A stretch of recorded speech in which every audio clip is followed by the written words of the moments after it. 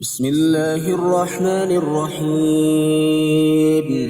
الحمد لله الذي أنزل على عبده الكتاب ولم يجعل له عوجا قيما لينذر بأسا شديدا من لدنه ويبشر المؤمنين الذين يعملون الصالحات أن لهم أجرا حسنا ماكثين فيه أبدا وينذر الذين قالوا اتخذ الله ولدا ما لهم به من علم ولا لآبائهم كبرت كلمة تخرج من أفواههم إن يقولون إلا كذبا فلعلك باخع نفسك على آثارهم إن لم يؤمنوا بهذا الحديث أسفا إنا جعلنا ما على الأرض زينة لها لنبلوهم أيهم أحسن عملا وإنا لجاعلون ما عليها صعيدا جرزا أم حسبت أن أصحاب الكهف والرقيم كانوا من آياتنا عجبا إذ أوى الفتية إلى الكهف فقالوا ربنا آتنا من لدنك رحمة وهيئ لنا من أمرنا رشدا فضربنا على آذانهم في الكهف سنين عددا ثم بعثناهم لنعلم أي الحزبين يحصى لما لبثوا أمدا نحن نقص عليك نبأهم بالحق إنهم فتية آمنوا بربهم وزدناهم هدى وربطنا على قلوبهم إذ قاموا فقالوا ربنا رب السماوات والأرض لن ندعو من دونه إلها لقد قلنا إذا شططا هؤلاء قوم اتخذوا من دونه آلهة لولا يأتون عليهم بسلطان بين فمن أظلم ممن افترى على الله كذبا وإذ اعتزلتموهم وما يعبدون إلا الله فأووا إلى الكهف ينشر لكم ربكم من رحمته ويهيئ لكم من أمركم مرفقا وترى الشمس إذا طلعت تزاور عن كهفهم ذات اليمين وإذا غربت تقرضهم ذات الشمال وهم في فجوة منه ذلك من آيات الله من يهد الله فهو المهتد ومن يضلل فلن تجد له وليا مرشدا وتحسبهم أيقاظا وهم رقود ونقلبهم ذات اليمين وذات الشمال وكلبهم باسط ذراعيه بالوصيد لو اطلعت عليهم لوليت منهم فرارا ولملئت منهم رعبا وكذلك بعثناهم ليتساءلوا بينهم قال قائل منهم كم لبثتم قالوا لبثنا يوما أو بعض يوم قالوا ربكم أعلم بما لبثتم فبعثوا أحدكم بورقكم هذه إلى المدينة فلينظر أيها أزكى طعاما فليأتكم برزق منه وليتلطف ولا يشعرن بكم أحدا إنهم إن يظهروا عليكم يرجموكم أو يعيدوكم في ملتهم ولن تفلحوا إذا أبدا وكذلك أعثرنا عليهم ليعلموا أن وعد الله حق وأن الساعة لا ريب فيها إذ يتنازعون بينهم أمرهم فقالوا بنوا عليهم بنيانا ربهم أعلم بهم قال الذين غلبوا على أمرهم لنتخذن عليهم مسجدا سيقولون ثلاثة رابعهم كلبهم ويقولون خمسة سادسهم كلبهم رجما بالغيب ويقولون سبعة وثامنهم كلبهم قل ربي أعلم بعدتهم ما يعلمهم إلا قليل فلا تمار فيهم إلا مراء ظاهرا ولا تستفت فيهم منهم أحدا ولا تقولن لشيء إني فاعل ذلك غدا إلا أن يشاء الله واذكر ربك إذا نسيت وقل عسى أن يهديني ربي لأقرب من هذا رشدا ولبثوا في كهفهم 300 سنين وازدادوا 9 قل الله أعلم بما لبثوا له غيب السماوات والأرض أبصر به وأسمع ما لهم من دونه من ولي ولا يشرك في حكمه أحدا واتل ما أوحي إليك من كتاب ربك لا مبدل لكلماته ولن تجد من دونه ملتحدا واصبر نفسك مع الذين يدعون ربهم بالغداة والعشي يريدون وجهه ولا تعد عيناك عنهم تريد زينة الحياة الدنيا ولا تطع من أغفلنا قلبه عن ذكرنا واتبع هواه وكان أمره فرطا وقل الحق من ربكم فمن شاء فليؤمن ومن شاء فليكفر إنا أعتدنا للظالمين نارا أحاط بهم سرادقها وإن يستغيثوا يغاثوا بماء كالمهل يشوي الوجوه بئس الشراب وساءت مرتفقا إن الذين آمنوا وعملوا الصالحات إنا لا نضيع أجر من أحسن عملا أولئك لهم جنات عدن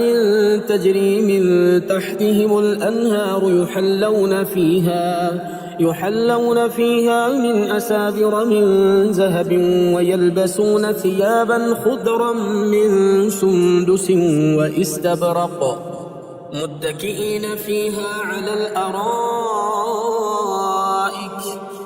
نعم الثواب وحسنت مرتفقا واضرب لهم مثل الرجلين جعلنا لأحدهما جنتين من أعناب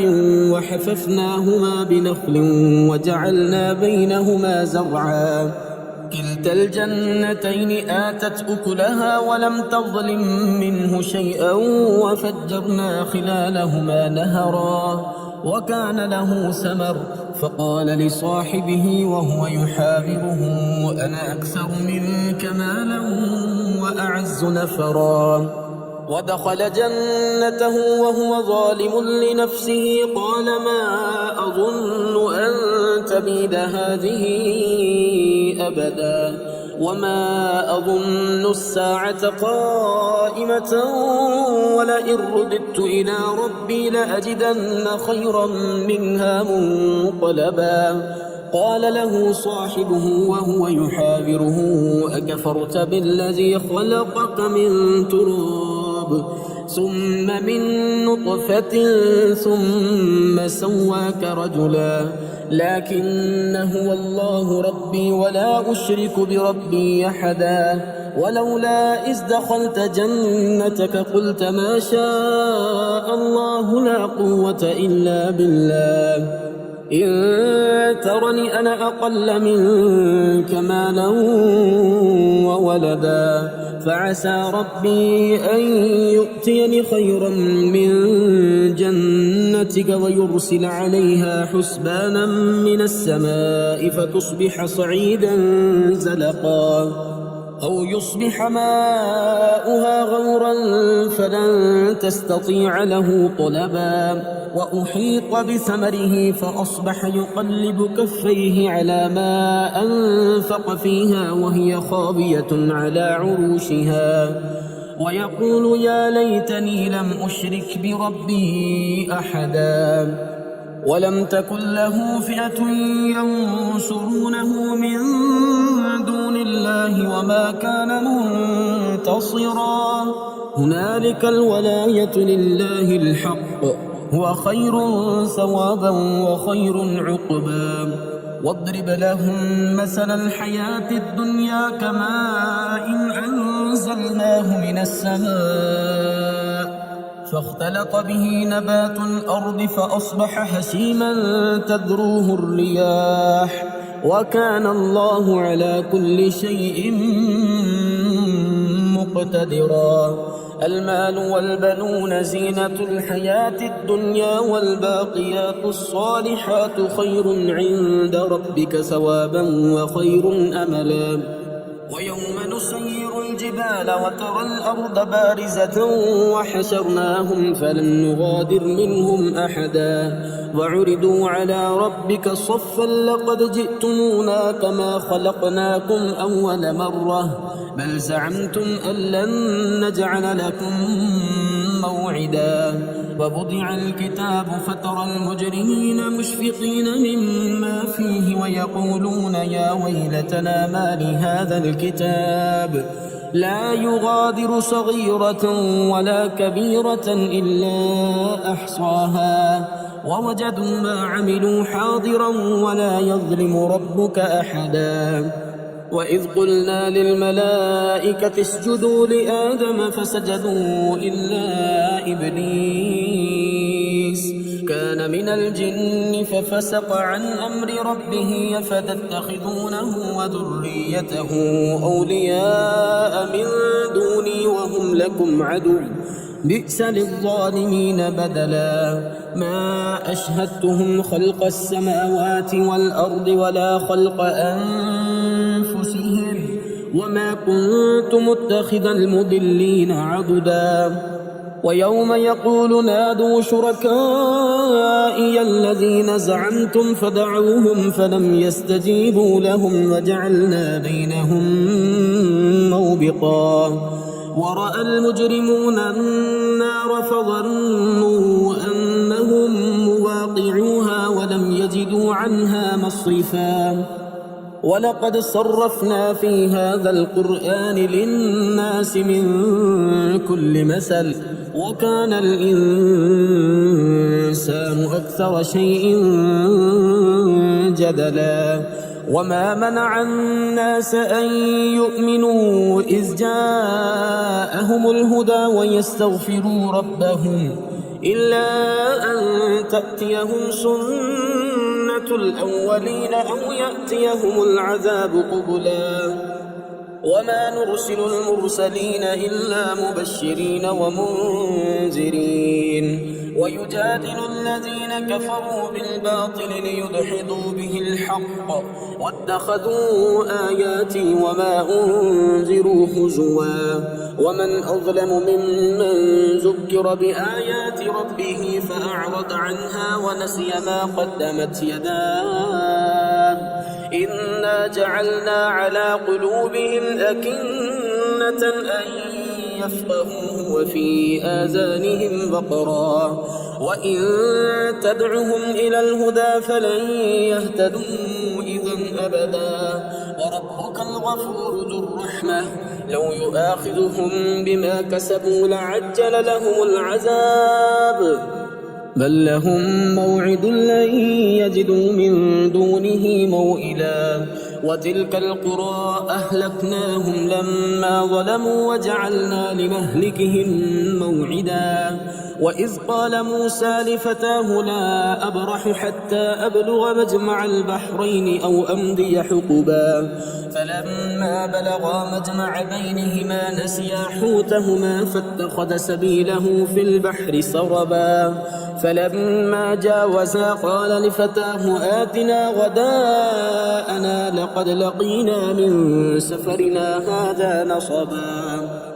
قال أرأيت إذ أوينا إلى الصخرة فإني نسيت الحوت وما أنسانيه إلا الشيطان أن أذكره واتخذ سبيله في البحر عجبا قال ذلك ما كنا نبغي فارتدا على آثارهما قصصا فوجدا عبدا من عبادنا آتيناه رحمة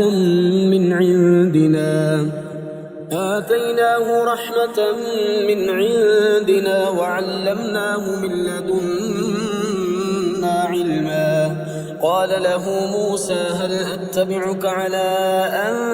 تعلمني مما علمت رشدا قال إنك لن تستطيع معي صبرا وكيف تصبر على ما لم تحط به خبرا قال ستجدني إن شاء الله صابرا ولا أعصي لك أمرا قال فإن اتبعتني فلا تسألني عن شيء حتى أحدث لك منه ذكرا فانطلقا حتى إذا ركبا في السفينة خرقها قال أخرقتها لتغرق أهلها لقد جئت شيئا إمرا قال ألم أقل إنك لن تستطيع معي صبرا قال لا تؤاخذني بما نسيت ولا ترهقني من أمري عسرا فانطلقا حتى إذا لقيا غلاما فقتله قال أقتلت نفسا زكية بغير نفس لقد جئت شيئا نكرا قال ألم أقل لك إنك لن تستطيع معي صبرا قال إن سألتك عن شيء بعدها فلا تصاحبني قد بلغت من لدني عذرا فانطلقا حتى إذا أتيا أهل قرية استطعما أهلها فأبوا أن يضيفوهما فوجدا فيها جدارا يريد أن ينقض فأقامه قال لو شئت لاتخذت عليه أجرا قال هذا فراق بيني وبينك سأنبئك بتأويل ما لم تستطع عليه صبرا أما السفينة فكانت لمساكين يعملون في البحر فأردت أن أعيبها وكان وراءهم ملك يأخذ كل سفينة غصبا وأما الغلام فكان أبواه مؤمنين فخشينا أن يرهقهما طغيانا وكفرا فأردنا أن يبدلهما ربهما خيرا منه زكاة وأقرب رحما وأما الجدار فكان لغلامين يتيمين في المدينة وكان تحته كنز لهما وكان أبوهما صالحا فأراد ربك أن يبلغا أشدهما ويستخرجا كنزهما رحمة من ربك وما فعلته عن أمري ذلك تأويل ما لم تسطع عليه صبرا ويسألونك عن ذي القرنين قل سأتلو عليكم منه ذكرا إنا مكنا له في الأرض وآتيناه من كل شيء سببا فأتبع سببا حتى إذا بلغ مغرب الشمس وجدها تغرب في عين حمئة ووجد عندها قوما قلنا يا ذا القرنين إما أن تعذب وإما أن تتخذ فيهم حسنا قال أما من ظلم فسوف نعذبه ثم يرد إلى ربه فيعذبه عذابا نكرا وأما من آمن وعمل صالحا فله جزاء الحسنى وسنقول له من أمرنا يسرا ثم أتبع سببا حتى إذا بلغ مطلع الشمس وجدها تطلع على قوم لم نجعل لهم من دونها سترا كذلك وقد أحطنا بما لديه خبرا ثم أتبع سببا حتى إذا بلغ بين السدين وجد من دونهما قوما لا يكادون يفقهون قولا قالوا يا ذا القرنين إن يأجوج ومأجوج مفسدون في الأرض فهل نجعل لك خرجا على أن تجعل بيننا وبينهم سدا قال ما مكنني فيه ربي خير فأعينوني بقوة أجعل بينكم وبينهم ردما آتوني زبر الحديد حتى إذا ساوى بين الصدفين قال انفخوا حتى إذا جعله نارا قال آتوني أفرغ عليه قطرا فما استطاعوا أن يظهروه وما استطاعوا له نقبا قال هذا رحمة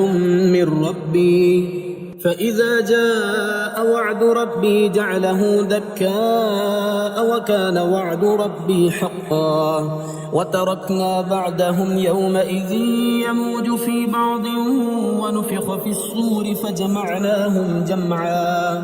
وعرضنا جهنم يومئذ للكافرين عرضا الذين كانت أعينهم في غطاء عن ذكري وكانوا لا يستطيعون سمعا أفحسب الذين كفروا أن يتخذوا عبادي من دوني أولياء إنا أعتدنا جهنم للكافرين نزلا قل هل ننبئكم بالأخسرين أعمالا الذين ضل سعيهم في الحياة الدنيا وهم يحسبون أنهم يحسنون صنعا أولئك الذين كفروا بآيات ربهم ولقائه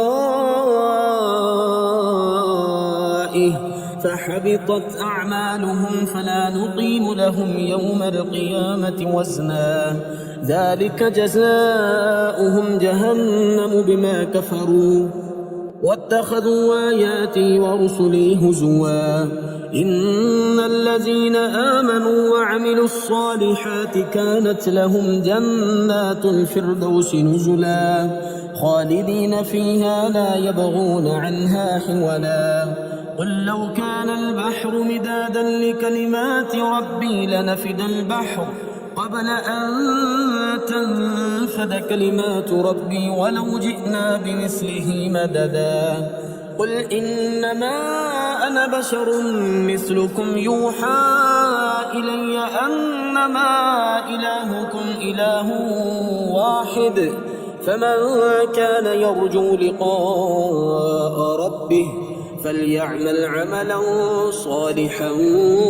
ولا يشرك بعبادة ربه أحدا